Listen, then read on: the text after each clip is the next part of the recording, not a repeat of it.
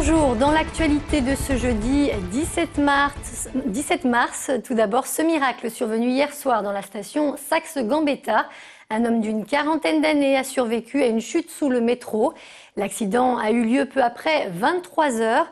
L'homme qui marchait avec une canne a trébuché et est tombé sur la voie au moment même où le métro désengageait dans la station. La jambe coincée sous la rame, il a été traîné sur une vingtaine de mètres. Mais il en est finalement sorti que légèrement blessé. Ses jours ne sont pas en danger. C'est une véritable course contre la montre qui se joue actuellement au Japon. Les militaires tentent d'éviter une nouvelle explosion dans la centrale de Fukushima. Une catastrophe qui, depuis quelques jours, a réveillé quelques inquiétudes chez les riverains vivant à proximité de réacteurs nucléaires. Si aucun mouvement de panique n'a pour l'heure été constaté, la plupart se disent malgré tout prêts à réagir en cas de problème. Exemple à Saint-Vulbas où s'est rendu Jean-Marc Roffa. Vol d'oiseau, 120 mètres peut-être. En apparence, il n'y a pas d'angoisse particulière du côté de Saint-Vulbas malgré l'actualité japonaise. Le maire ne veut pas s'exprimer sur le sujet et les habitants restent sereins. Il faut dire que la plupart travaillent ou ont de la famille à la centrale EDF juste à côté de chez eux. J'ai confiance à ceux qui la dirigent. Par contre, lorsque l'on franchit le Rhône, les propos sont beaucoup plus inquiets. Il faut dire que l'on travaille moins pour EDF de ce côté-là et en cas de nuages radioactifs, la commune de Hyères-sur-Amby serait la première touchée. Forcément un peu d'inquiétude. En cas d'alerte, je pense qu'on va se barricader chez soi, on va prendre un comprimé d'iode et on va attendre que ça se passe. Les risques émanant de la centrale sont surtout des risques de radioactivité lors de relâchers de vapeur. Pour les associations de protection de l'environnement, les craintes viennent plutôt de la privatisation du groupe EDF avec de possibles économies pouvant nuire à la sécurité de tous.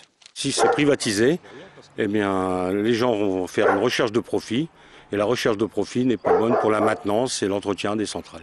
Si vous êtes à Lyon, inutile de chercher ces pastilles d'iode. Elles ne sont disponibles en pharmacie qu'autour des centrales. En football, il n'y aura finalement pas eu de miracle. L'OL a lourdement perdu hier soir face au Real. 3-0 score final, avec comme au match aller un but de Karim Benzema, décidément bête noire des Lyonnais. Une défaite qui met un terme à l'aventure européenne des hommes de Claude Puel. Réaction d'après-match avec Brice Jurès et Benoît d'Autriche. L'OL n'est donc plus la bête noire du Real Madrid qui se qualifie pour la première fois en quart-finale de la Ligue des Champions depuis 6 saisons. José Mourinho est vraiment the special one et Karim Benzema l'homme en forme du moment. Les Lyonnais, eux, sont sortis très vite du vestiaire tête basse. Très peu sont venus s'exprimer en conférence de presse. On écoute tout de suite les réactions et le résumé signé Benoît d'Autriche. On est tombé sur une équipe qui sur les 2 matchs était meilleure que nous. Donc à l'arrivée, il n'y a pas grand-chose à dire. Le constat est clair, Madrid était trop fort hier soir. On joue la 3e minute, Chris laisse filer Ozil dans son dos. Lloris doit déjà intervenir et Lovren doit déjà dégager en catastrophe. Un avant-goût de ce que sera la soirée des Lyonnais.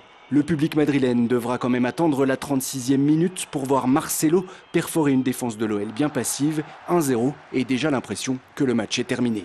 La défaite est logique, donc les regrets pour moi, voilà, c'est surtout par rapport à notre niveau de jeu. Un niveau de jeu que Lyon n'aura jamais su élever. Delgado oblige Iker Casillas à se coucher sur cette jolie frappe, mais ce sera à peu près tout. À la 66e minute, c'est Karim Benzema qui met fin au suspense en marquant son 6e but en Ligue des Champions. Ils ont fait un bon match, ils ont eu des occasions, ils ne les ont pas mises.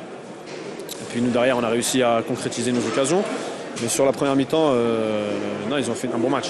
Benzema est sympa avec ses anciens coéquipiers, mais Di Maria lui profitera d'une nouvelle absence de la défense lyonnaise pour inscrire un 3e but, 3-0 score final. La Ligue des Champions, c'est terminé pour Lyon. Un billet pour les quarts de finale de Ligue des Champions que les filles de l'OL ont elles su décrocher. Ce soir, elles disputent d'ailleurs leur match aller face aux Russes de Perm. Début de la rencontre prévue à 15h, heure française. Dernière répétition hier soir du côté de Fourvière. À partir de demain et durant près d'un mois, une série de concerts sera proposée dans la crypte de la basilique. Objectif, récolter des fonds pour l'association Mécénat Chirurgie Cardiaque. Au total, ce sont près d'une quinzaine de chorales venues de toute la région qui devraient se succéder sur scène, soit près de 800 chanteurs au total, tous mobilisés pour cette grande opération humanitaire. Le projet pour la Fondation est de financer 4 à 5 enfants au point de vue intervention chirurgie cardiaque. Ce qui est énorme pour nous, ça nous permet de sauver 5 enfants. Des enfants qui viennent de pays d'Afrique du Nord et d'Afrique et qui ne peuvent pas bénéficier de soins chez eux, sachant qu'une intervention chirurgicale est réalisable à partir de 10 000 €. On termine avec cet appel à témoins lancé par une famille de Vénissieux. Mohamed, 17 ans, a disparu depuis lundi dernier. Le jeune homme a été vu pour la dernière fois autour de 20 h alors qu'il se rendait à son entraînement de taekwondo. Au moment de sa disparition, il portait un bas de survêtement bleu ainsi qu'un gilet noir. Si vous pensez détenir des informations, contactez le commissariat de police de Vénissieux au numéro qui s'affiche sur votre écran, le 04 72 50 04 76. Avant de se quitter, je vous rappelle qu'à 20 h, vous pourrez retrouver l'émission Dehors. Sylvie Roland reçoit cette semaine Lionel Collet, l'ancien président de l'université Lyon 1. Quant à moi, j'aurai le plaisir de vous retrouver à 17 h pour le 3 minutes chrono. Excellent après-midi sur TLM1.